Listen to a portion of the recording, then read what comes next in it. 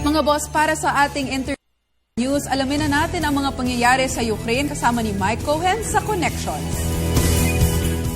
Tumitindi at lumalawak muli ang gulo sa Ukraine. Sumiklab muli ang kaguluhan sa bayan ng Odessa. Ang Odessa ay isa sa pinakamalaking lungsod sa Ukraine. Dito, naganap ang isang Odessa Massacre kung tinatawag ng mga media outlets sa Russia.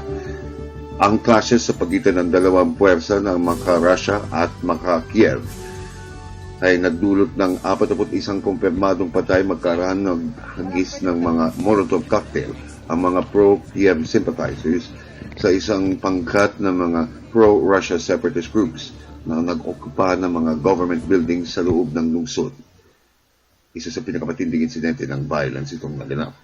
Ayon sa mga ulat mula sa iba't ibang sources, ang problema sa Ukraine ay muling sumiklab magkaraan ng mga protests ng mga pro-Russian separatists sa mga eastern cities ng Ukraine. Bagamat ang Odessa ay nasa Black Sea at malapit sa Crimea, ang sentimento ng karamihan doon ay Maka-Kiev. Speaking ang majority ng lungsod ng Odessa, at ito ang isang dahilan na tinitignan na ang pagpasok ng mga pro-Russian sympathizers ay organisado. Ang Odessa ay ang pinakamalaking port city sa Black Sea. Maaaring itong maging isang mitya ng kaguluhan muli sa dalawang pangkat ng Russia at Ukraine. Bagamat walang tiyak na suporta at sinabi ni Russian President Vladimir Putin na wala siyang direktang control sa mga Russian separatists, nawagan din siya ng mapayapang solusyon sa mga problema.